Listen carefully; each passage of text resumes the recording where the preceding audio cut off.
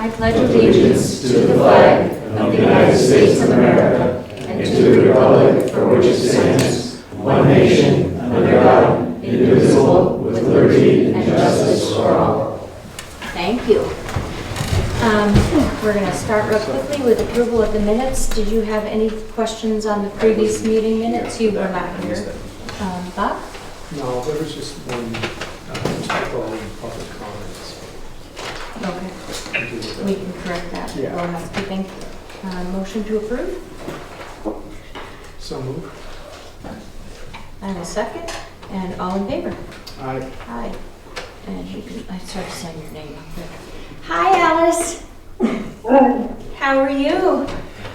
I can see Alice, and Alice can see all of you, and that's our benefit. And sorry, guys, I guess I could turn this around and you could see. Which Alice? Alice Pepper, and Alice Proctor is sitting here with us. So I will turn this around, and it's not fabulous, but you'll be able to see the top ribbon shows the audience, and the camera will zoom in on whoever is speaking at the time. And then, so if someone speaks like Leslie, the camera, which is the owl right here, will move to Leslie when she speaks. So, Leslie, I know you want to say a few things about the women, and then I'll take it after that. Okay, well first I got to make a very brief unpaid political announcement. I assume everybody saw yesterday's or Saturday's paper, but we've been working behind the scenes ever since, when did we first talk to you about March? Just all kinds of raising grants, raising money, talking to contractors or whatever. But we just, the newest news is just recently we made an agreement with 2 landscape architects that do work all over New England that actually live in Jackson. And they'll do a rendering, and they'll actually figure out where the building will be, and they're planning to make like a river walk and a historical park and incorporate the valley crossing railings. So when we have the details, they did something very fast to get in the paper, but it didn't make the paper. But when we have the details, we'll share it with you. Perfect. Thank you. Now we're here to honor 2 very special people in Jackson. There are 2 Alices, 2 Alice P's, live across the street from each other, both 96. Both have lived here all their lives. Both have family roots going back to the 1800s. They live in houses that their grandparents built. So it's really special to award the Boston Post cane to 2 ladies. And the tradition of handing off these canes was started in 1929, I think, 115 years ago. 1909. 1909, Yes. 115 years ago. And they made 700 canes that went to the oldest person of each town in small New England towns. It was a publicity stunt. The canes, and this is an original one. Most of the originals have disappeared, but it's made with ebony from the Congo, and the head is actually gold, and each one is individually stamped with the town. So that one says Jackson. And until 1930, the cane was only given to the oldest gentleman. So now we're making up for lost time and we're giving it to 2 ladies. So, and Alice Proctor here is the elder by 4 months. She was born in Portland, but at 2 weeks old, she came to Jackson by train to Intervale. And I think this is named, she calls it, the rest of the way, in a winter convertible, an open truck with tractor treads in the back and skis in front. So that's a good way to arrive in Jackson. She grew up in Wilson Cottages, which is a small summer hotel with a farm owned by her family since the 1800s. And if you all haven't been in the Historical Society lately, we have an exhibit of Jackson's lost hotels and mansions. And this is all Wilson Cottages, which Alice helped me put together with the photos and the history. But there's, in the society, several other old buildings that are no longer with us. Gray's Inn and Iron Mountain House, whatever, some beautiful mansions. Here's her words. She wandered the woods and fields, missed guests and farm animals and enjoyed being barefoot, climbing mountains, and spending lots of time pool swimming. And she graduated from Jackson Grammar School, 1941. There were 8 grades, 2 rooms, 2 teachers. Wow. And then she went to Freiburg Academy. After that, and this was an era when women didn't get a lot of education, she studied nursing at New England Baptist, got her RN degree, and she did many stints at Memorial, but also traveled the country nursing in other hospitals. At the College of Santa Fe, New Mexico, she created the nursing program. She was department chair and associate professor. And in between jobs, her travels, she'd come back to Memorial. She was director of nursing through much of the 1960s. She started the visiting nurse services, which originally was at the hospital. And she also, on her own, totally put together the plan and implemented the first nursing home, the Merriman House, which opened in 1978. So she has, some remarkable credits to her name. And she was always one to serve. She was on the board of the Gibson Center and waitress. She was president at one time of the Garden Club. On the Audubon Society, she was a peregrine spotter and a Sherman veggie volunteer. You have to ask her what that is. I know. And also, her mother got the cane in 1982 and her father in 1985, so it's kind of a family tradition. Wow. She's the third proctor. This is the original, and there are little tags of who's who. And Alice Pepper took her 4 weeks to get to Jackson. The mothers seemed to not want to have their babies. I don't know what the medical practices were here at the time, but they went elsewhere to have their babies, and they came right back to Jackson. Her great-great-grandfather was the first minister of the first church in Jackson, which was the Free Will Baptist Church. And that was located in the corner of Black Mountain and Wilson Road.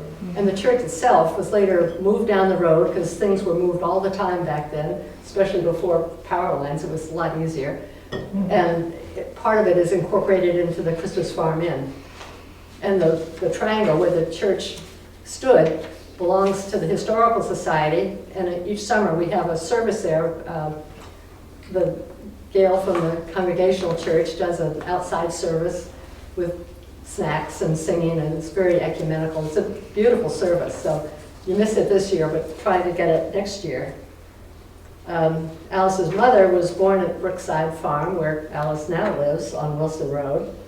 Her father was a minister, so she lived in several towns around Boston, but always came back to Jackson for summers. And she has 19 relatives buried in the Jackson Cemetery. Wow. So it's a lot of roots to Jackson. She's also well educated. She got her bachelor's degree in mathematics at Radcliffe.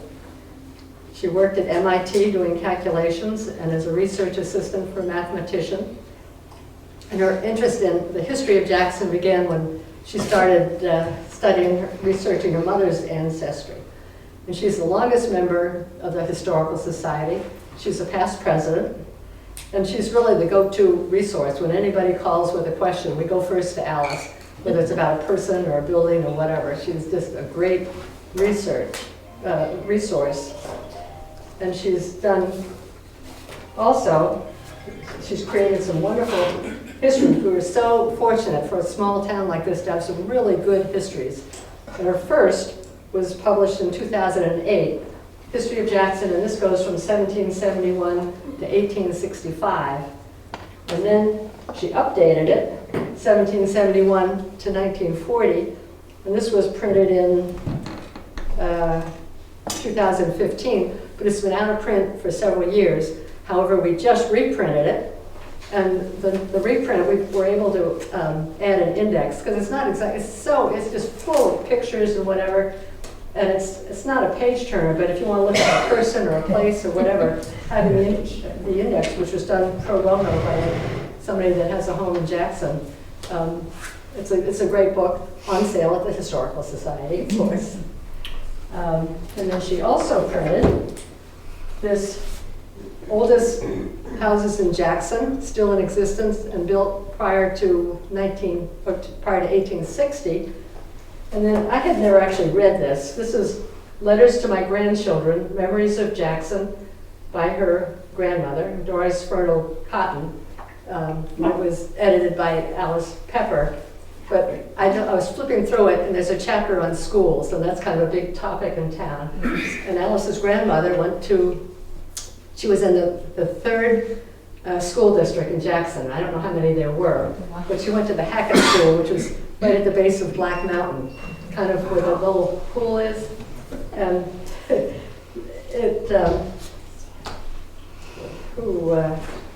there's such interesting facts about it. It has all kinds of pictures of the kids at the school and how cold it was, and how they had a fireplace in the middle, and some kid would have to come in first to get it going. But then after 8th grade, she went to Freiburg Academy because that was the nearest high school. So this was way back, was done.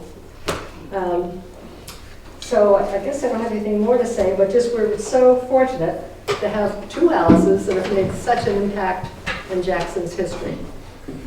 Yes. Thank you, Leslie.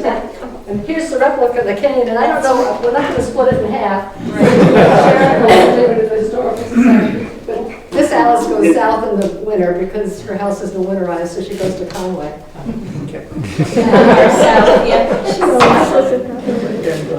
Thank you, Leslie. I feel really honored because I have been able to give the last 3 and 4 Boston Post canes, first to Louise Richards, and then to Warren Shoemaker, and now to Alice Proctor and Alice Pepper. So it's really been an honor. This is definitely one of the favorite parts of my job.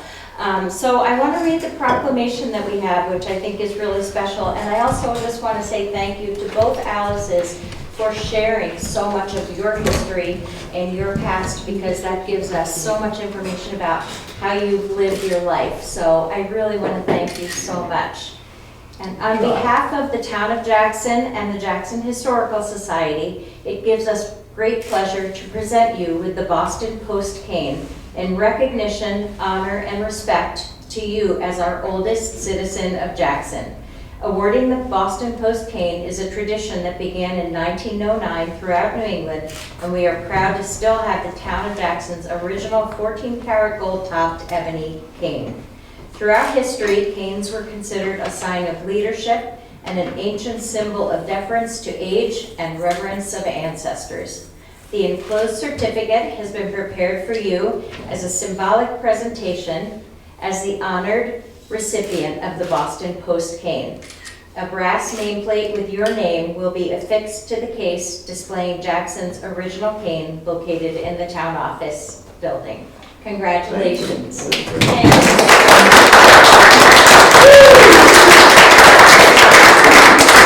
This, like we said, is your replica, and you have to keep it for now.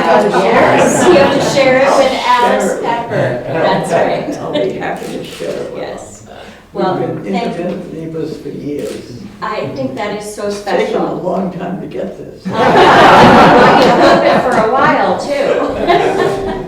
Did you want to say anything else, or? No, she did pretty well. Yes, I think so, too. Thank you for sharing so much of your history. It's sort of heredity. Yes, absolutely it is. Your parents Third both had proctor it. to get it. It Yes, is. thank you. And Alice Pepper, I know you're on camera here, and we wanted to say the same to you. Thank you so much for sharing your history of the town and also your friendship with Alice Proctor. That's something that's very special. Okay. Didn't say you were, you can answer. Oh, thank you. We look forward to seeing you when you get back in town. Yes. And Alice, it's wonderful seeing you look so well, and we're looking forward to getting you back in Jackson. I hear she's doing very well. She looks pretty well there, yes. She's been Glad we can outdoors share this. She's been out Anything else you want full to say? age, which I Oh, I got. love hearing it to say. This is Alice's daughter Sarah, and thank you very Hi, much. Sarah. You're not hearing through the Zoom very well, but Oh. we'll we'll be very glad to get her back to Jackson next week. Oh, wow. Great. Wow. Thank you so much for sharing. I'm so glad you could join us today. Thank you. Thank you. Here, and I'll get myself out of the way.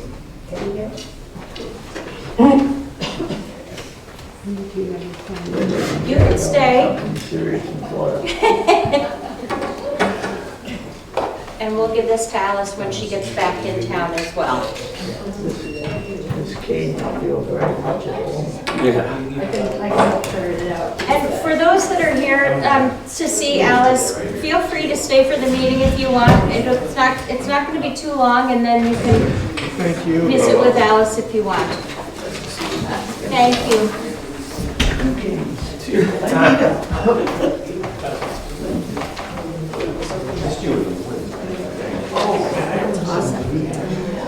All right. I'm going to flip me back around here. Oh, I guess I can.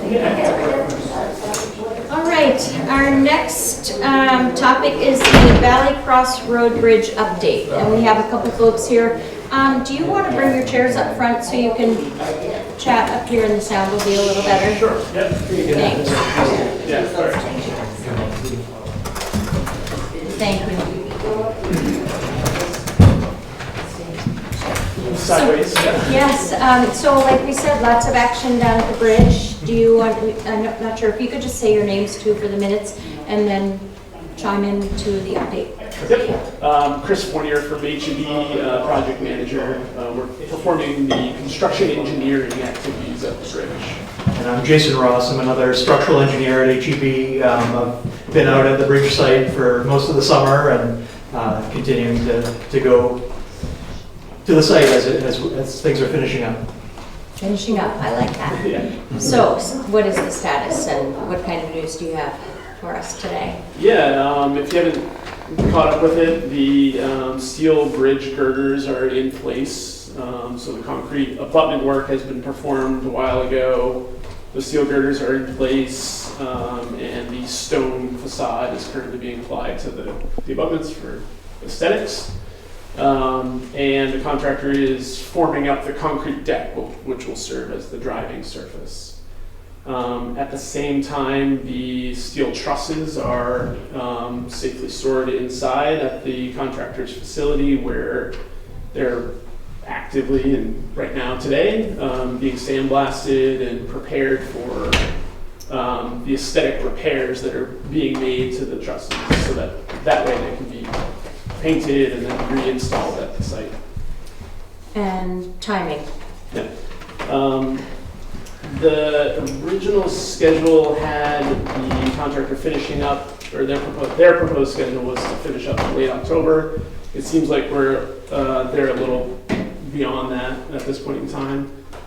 So I think they're aiming about 3 weeks past that point for substantial completion, which is basically using the bridge. That's substantial. That would be good. Yeah, right. Substantial use doesn't mean, I think when the trusses were removed, they were a lot more damaged than I think anybody really understood them to be. So I think that truss rehabilitation work is going to extend a bit further beyond that. That's developing as they remove the paint and see the real damage. So the time frame on the trusses reinstallation may be a little longer in time frame, but beyond substantial completion would be the trusses as they are applied aesthetically to the bridge. So, thank you for that high level topic and take me deeper. Like 3 weeks behind, the trusses are taking more time. So is that imperative to get done before the bridge can reopen? Is it something that you're thinking if 3 weeks comes and we get first snow and construction has to stop for whatever reason, is that something that would carry over, or do you intend to finish the entire project this season? Yep, the contractor is solely responsible for the progress of the project, so that's on their responsibility. The trusses do not need to be in place for the bridge to be open and used. So those two things are decoupled, but obviously the project won't be done Right. until they're reinstalled. And so is that even an option then? I mean, based on the contract and the logistics and everything? I mean, obviously, we want to have the bridge open as soon as possible, but we don't want to have to close it in the spring again. So is it something, I'm just like throwing all ideas out here because I want to know exactly what's going to happen. Yep, and we don't know exactly right now because the trusses are right now the paint's being removed. So that extent of damage and that exact duration is just not known at this point in time. Do you feel like you'll have an update in 2 weeks at the next meeting that will be better? Yeah, I guess we Informing would us hope to. when- Yeah, Okay. yeah. It's really the contractor's communication about the duration of those repairs. What about the cost factor? How's that going? Sure. So the contractor, as part of this truss rehabilitation, they did submit a change order for cost increases.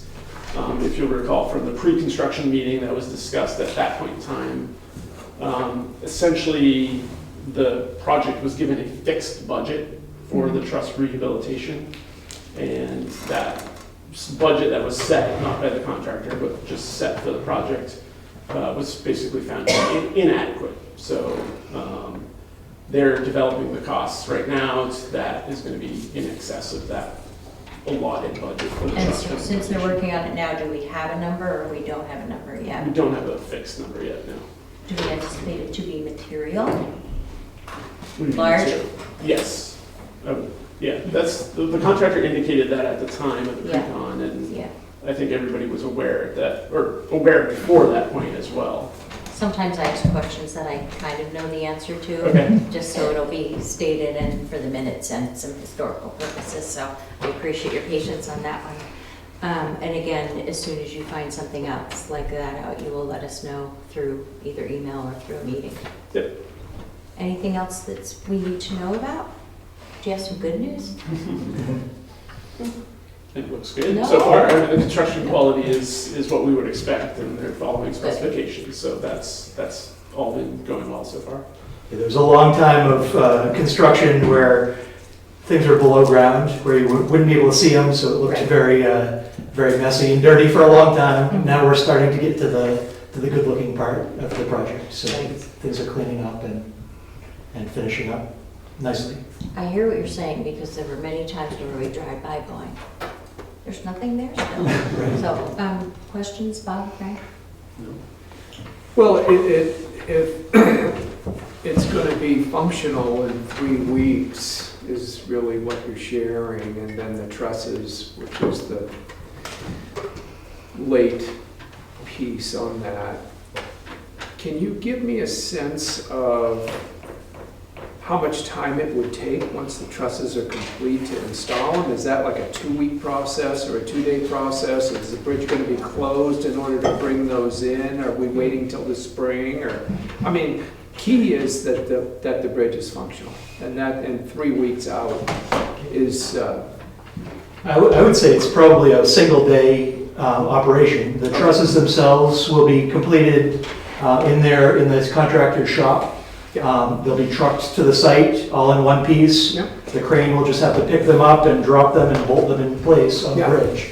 So it should be like a one-day thing to install the trusses after the fact, When the time comes. when the yeah. time comes, yeah. Okay, great. And I did want to clarify, the opening of the bridge was originally planned to be in 3 weeks. Yeah. It's 3 weeks beyond that. Yeah. So, Right. so mid-November is the current trajectory Yeah. for the contractor. Right. That's what they've communicated to us at this point. Okay. Perilously close to the holiday season, Correct. but it is what it is. Correct, yeah, it is the contractor's responsibility and contractually to finish on time. Yes. So that's, Yes. What about the lattice work? I read that it can be repaired, and someone to the imperfections adds character in the link to the past. Now, what's happening with the lattice work as far as that part of the bridge? Did you see that? Because it was in the field report. Mhm. So there's a portion of the lattice work that's attached to one of the trusses. Yeah. Again, it's part of the truss that needs to be sandblasted to find out how much of the steel is actually still there and not rusted away. Mm-hmm. So that's still a little bit up in the air as to how much of it can be reused and how much will be repaired. I see. Because it said it looked like it can be repaired according to the report. Right. And that whole idea of a link to the past and maybe something original would be kind of cool for a bridge like that. Yeah. Now, as far as the sandblasting is concerned, we sandblasted that about 30 years ago. You aware of that? That we had repaired that whole bridge entirely, sandblasted and everything in place. Yeah. You know, with things to catch all the flakes and everything from that, you know. But you can't tell that from, you know, what happened. Does that help in any way? Does that make it a better structure? The fact that we did that work in the last 30 years, it's been, you know, fairly secure. Maybe 35 years. Yeah, I think that all of that assessment and determination and specification of what needed to be done now happened before our involvement on the project.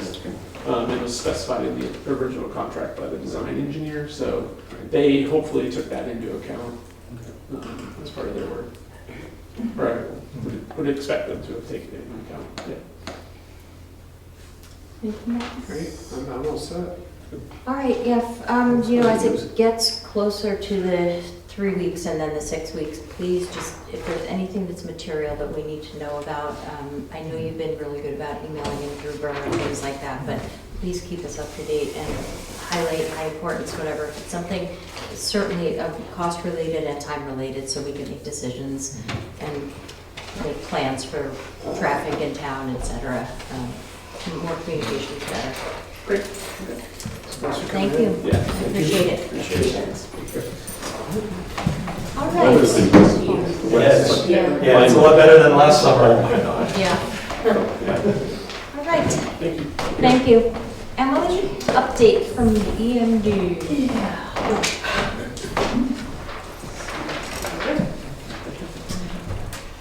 So yes, I just wanted to share a couple different things that we're going on. So specific to DR 4761, which is what we refer to as the rain event of December 18th. Just to give you an update on the funds that we've received from FEMA to date, we are getting very close, hopefully, to wrapping this up. We have received $5,401.38 into our account. That was for the emergency protective measures. So those are those initial costs of, you know, overtime for police and fire and all of that. That usually happens pretty quickly. The other obligated funds, which obligated usually means that it's been paid out, so I'm going to have to sort of track down with Julie if we've actually received those. $9,561.36.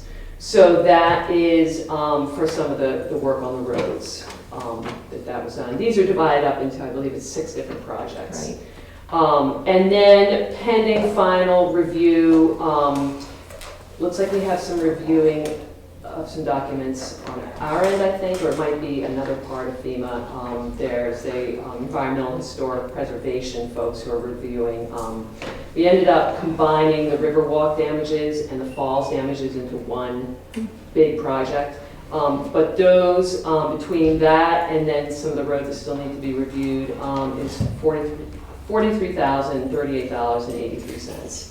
And that is that 75% share that the government is going to be paying us. So it's a 25-75 split. So FEMA is, as I think we all know, very busy right now, and it doesn't look like it's stopping.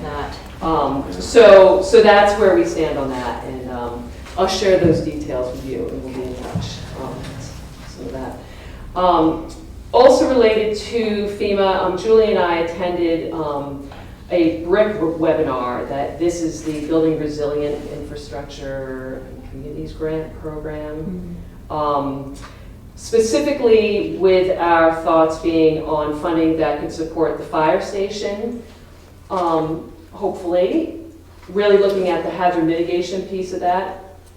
We are just in the final stages of updating the hazard mitigation plan, and that is one of the action items that we put into that plan.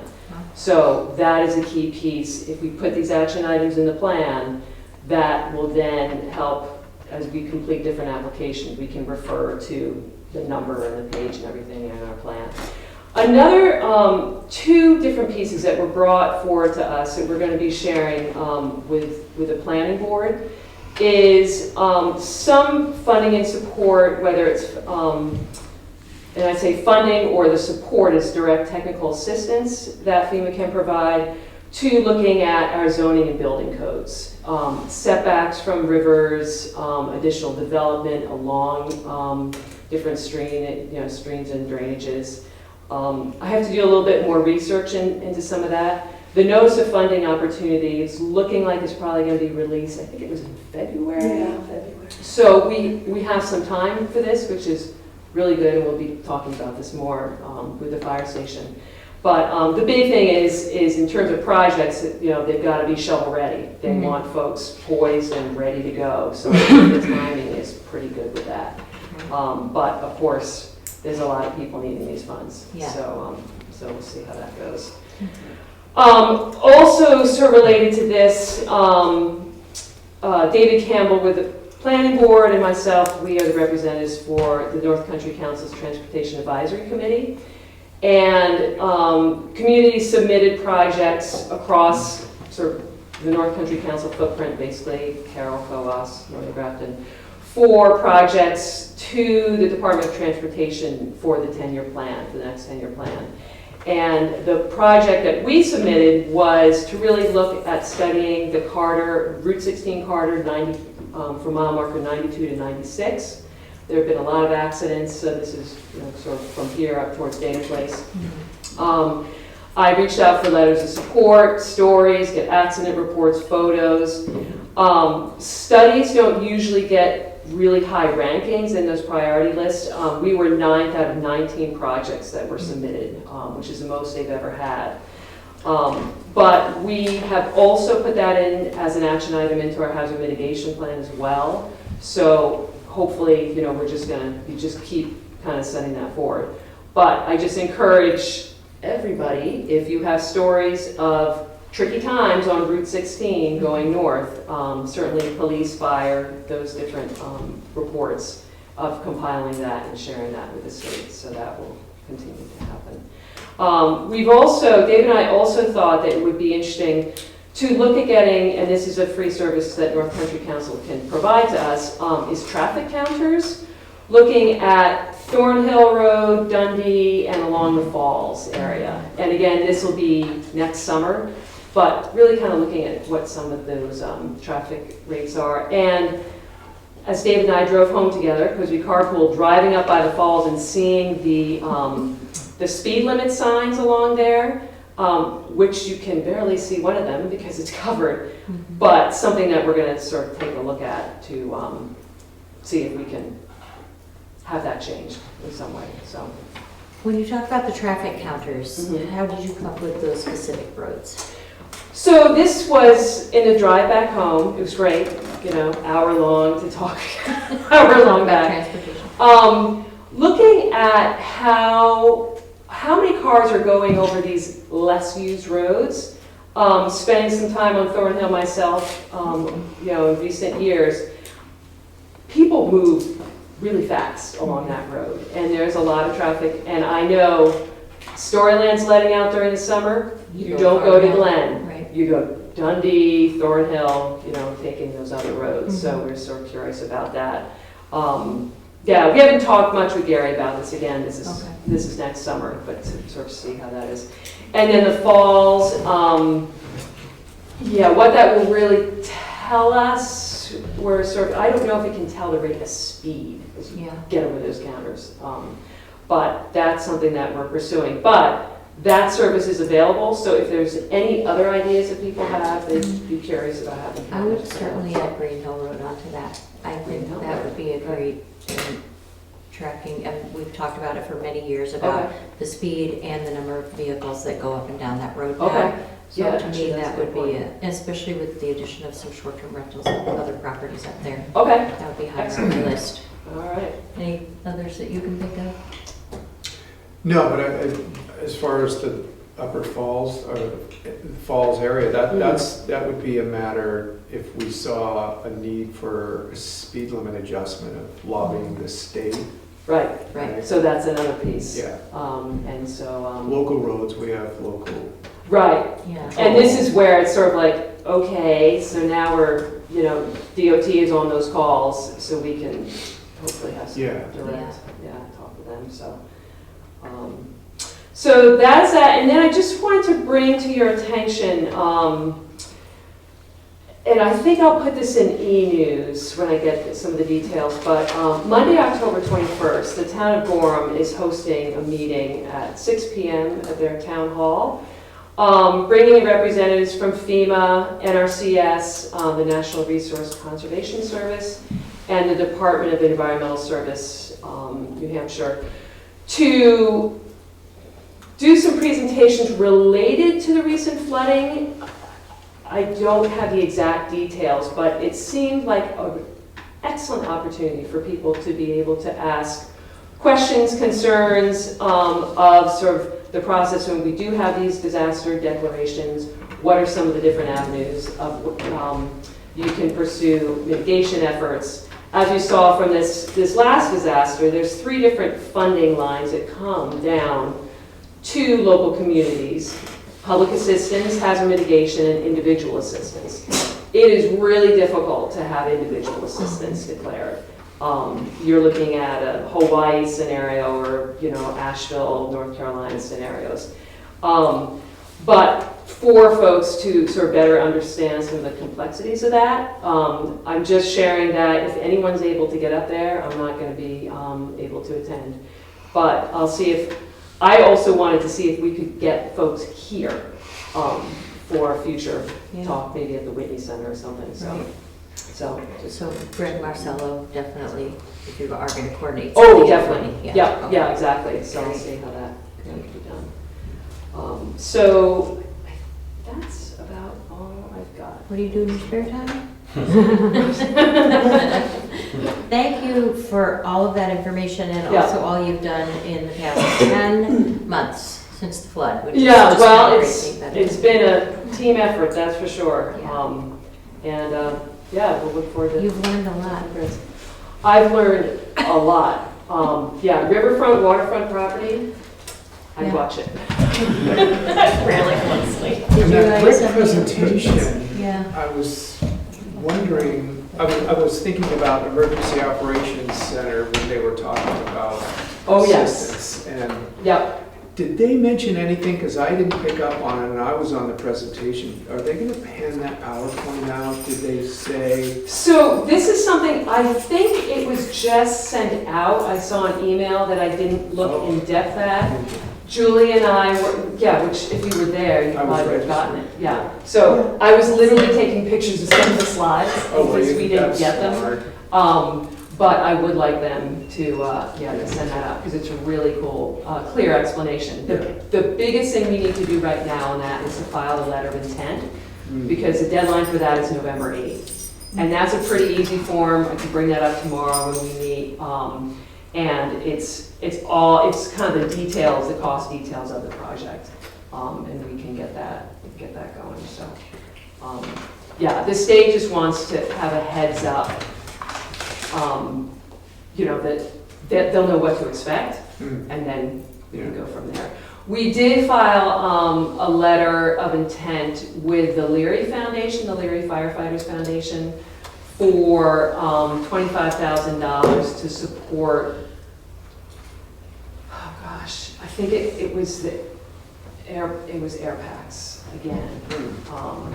And we were not invited to continue to apply. So it is a nice way when you file a letter of intents that you don't go the full, the whole length of filing the application.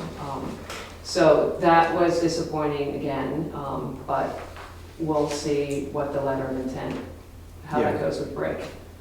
So again, there's a lot of competition out there. But See you tomorrow. yeah, Yeah. see you tomorrow. Thanks, Emily. All right. A lot of information there. The next on our agenda is the library trustee resignation and an appointment. So,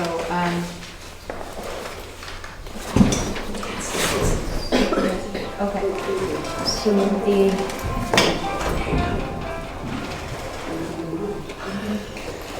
The Jackson Public Library Board of Trustees recently received and accepted with regrets the resignation of Board of Trustees member Fred Tompkins. Alternate Joanne Driscoll expressed interest in filling the opening for Fred's remaining term, which runs until the Jackson town elections in March 2025. Joanne has been an active participant as an alternate on the BOT for nearly 1.5 years and has demonstrated her commitment to both Jackson Public Library and the community. The Board of Trustees voted unanimously at its meeting on September 3rd to recommend Joanne's appointment to the Jackson Public Library Board of Trustees effective immediately. And that was sent by Laurel Smith. So I would like to make a motion to accept or to appoint Joanne Driscoll to the Board of Trustees of the Jackson Public Library. I'll make that. Second? All in favor? Aye. Aye. And at the same time, we will accept Fred Tompkins' resignation and thank him very much for his support and gratitude for all the years he served as well. And I know he'll still be involved in our community as much as he can. Yes. I'm sorry, we need to make a motion to accept Fred's resignation, so I'll make that motion. I'll second that. All in favor? Aye. Aye. Page 2. That's the appointment, the other was the resignation. Yeah. 2 sides, please.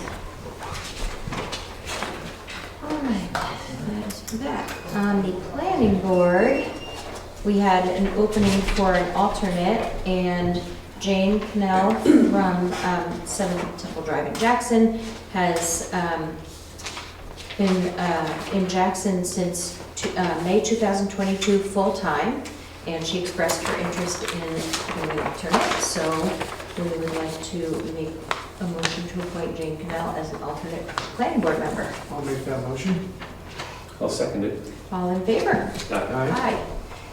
And this was very nice because we met Yeah. her at the volunteer night at the library, which was really a wonderful event with lots of people attending, lots of great presentations from different nonprofits, and really, really cool event. Like her signature there.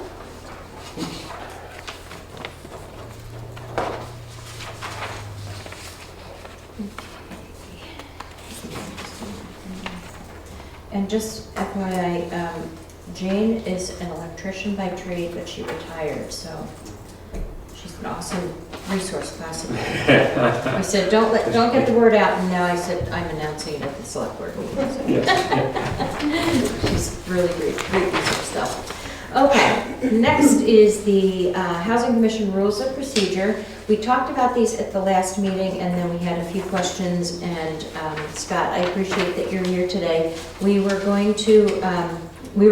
asking whether or not they were intending to change this to a 5-member board, and at this point, you're keeping it a 3-member board with the same number of alternates? Right, at the moment we have 5 alternates, but we have the ability to have 5 alternates, but we only have 3 alternates currently. So the board is certainly open to more alternates if the select board is willing to provide them. We have people that step up. And to change the board to a larger, like a 5-member, full member, as opposed to a 3-member, that would need to come to a town vote. And right. So I guess we would probably work with you folks if we decided that that was something that we wanted to do and move forward on that, if that were the case. I think probably, finish out this year as we are. My gut feeling is that probably, if not this next town meeting, the town meeting after that, we might look to expand the board. I think having a wider board wouldn't hurt. Okay. But we haven't had a serious discussion about that on the Housing Commission. So the rules of the procedure, the way they were written now, it's only stating that the termination of each board member would not expire in any, so there would be staggered terminations or expirations of the board members. It wouldn't say that there is a 5-member board, it's just saying that up to a 5-member board, there would be Right. staggered resignations or Which is a little difficult to manage right at the start, when we've all started at the same time, trying Yeah. to stagger. But over time,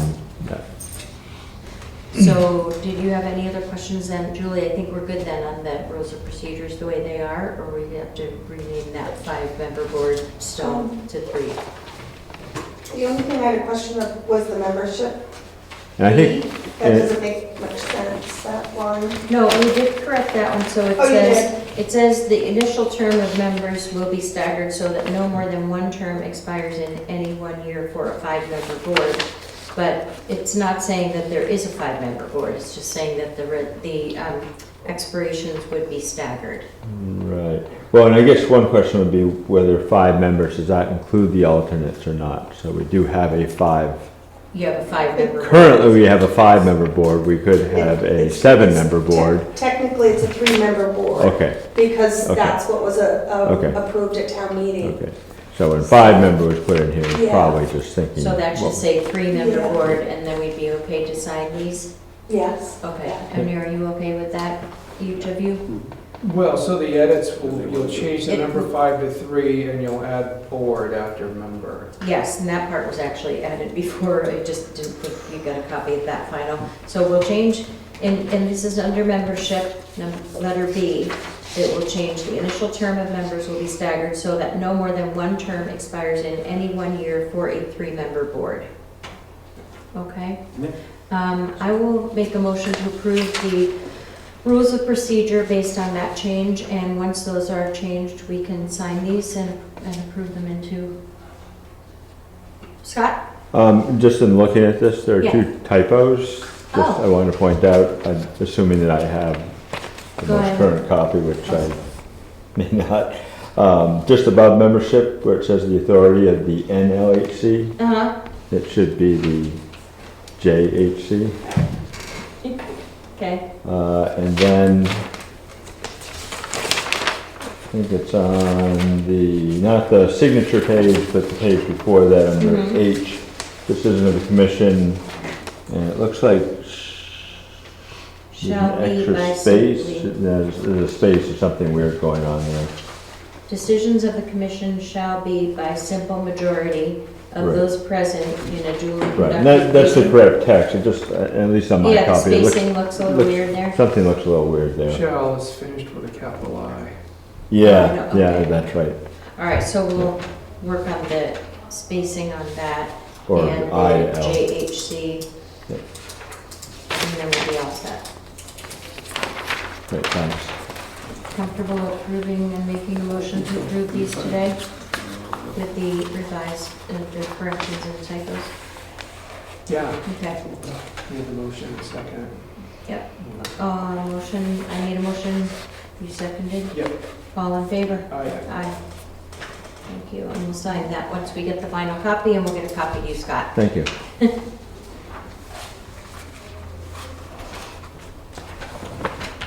And when is the next Jackson Housing Commission meeting? Next Tuesday. Great. That was another one of those questions where I knew the answer, I just wanted you to say it out. Tuesday, the 17th of October. Tuesday, the 17th of October, and those meetings are held here at 7 o'clock. Anyone is free to join. 6 p.m. 6. Just seemed to be paying attention, yeah.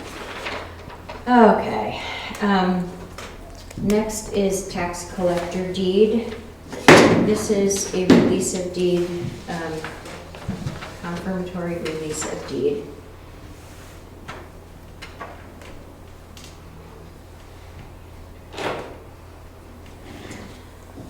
Do I need to read this entire thing for the release? No. Okay. you don't. No. It's a lease for a certain parcel.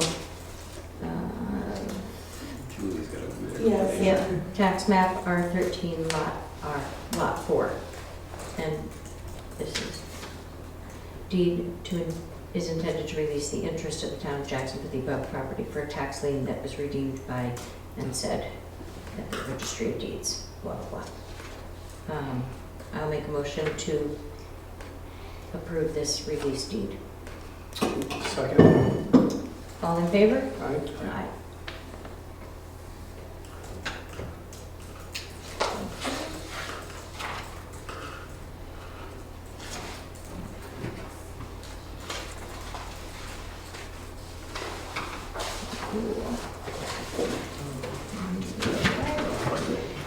And then just one quick add onto the agenda here, because we've got it just recently. There is an update from Bernie Edwards that the estimate to expand the irrigation on the Heritage Trail would be between $200 and $250. That's the irrigation out front here that Melinda had proposed. So we have that in the budget. So can we authorize Melinda Foley Marcello to move forward with that? It's right in line with what their estimate was when Yes, they were here, so yeah, I exactly. will All need a right, motion on that. let's make a motion to keep it legal. All right, Yes. I'll second that. All in favor? Aye. Aye. Awesome. Yes. Pretty flowers. All right, next is the fire station engineer study update. Post public hearing. Just restating probably what was all addressed at the public hearing, that they've got their 50% drawings and diagrams and everything in. They're probably still back there on the back table. And they expect to have their 100% work done at some point by somewhere between the beginning to the middle of November is the goal, which is right in line with us coming up with a number that we need for our bond. And between that and the work on the grants is really the update. Great. I thought the public hearing was really informative, just to see the new renderings and see what was presented, because it was hard to imagine that without that. So thanks for all that work. Yeah. And Jay did a great job too.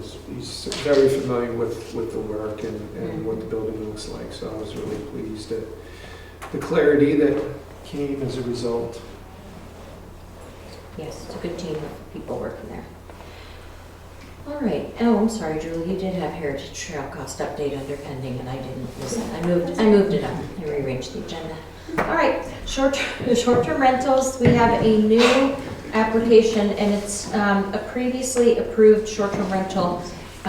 So it currently exists on the property. This is just a new property owner, which is Globevest Capital Real Estate US LP.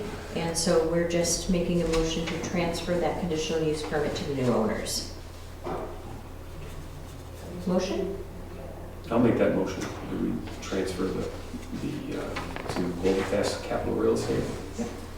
And I'll second that. This was a property that was approved in 2022. Correct. So it's not under the 30-day. Correct. Good, great. Yes. It's the only And- discussion I have. All in favor? Aye. Aye.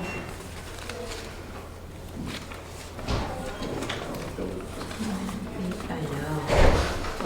All right, now back under short-term rentals, we have one pending, which is the Massale property at Wentworth, and we are still waiting for the ad on that one, so we need to keep that under pending. And then the second one was the 139 Jackson Highlands, which had a possible violation notice. They were given a time to remedy the complaints that were against them, and they have, according to Kevin Bennett, completed all necessary corrections, put in smoke detectors, and now they're in full compliance with the short-term rental code. So we're not approving anything, we're just rescinding any violation notice that had to have been filed. So we're all set with that, and no motion is necessary. And I really appreciate the process that we have that got paid attention to and rectified, so safe people. Kevin Bennett, not here. All these building permits, and you didn't even come to the meeting.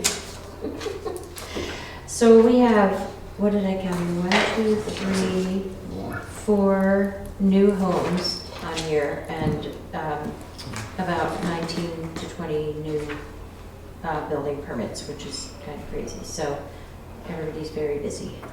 And I'm sure if there were anything, Kevin would be here to defend that. Do we have any public comment tonight? What happened to everyone? Thanks for staying. Upcoming meetings, we have our next select board meeting Tuesday, October 22nd at 3:30, and that is here. And then still in October, we have, like we said, the Jackson Housing Commission meeting Tuesday, October 17th at 6 o'clock in this office. And then Thursday of this week is the planning board meeting, which is Thursday at 7 o'clock here, open to the public if anyone wants to join. After that, we have this thing called the general election on November 5th from 8 a.m. to 7 p.m. at the Whitney Community Center. Please, please vote. Please come and vote. And if you need an absentee ballot, is the deadline passed for that yet? No. So if you need an absentee ballot, please contact Karen Burton in the town tax collector's office if you need that absentee ballot, but please get out and vote. We will be there from 8 to 7.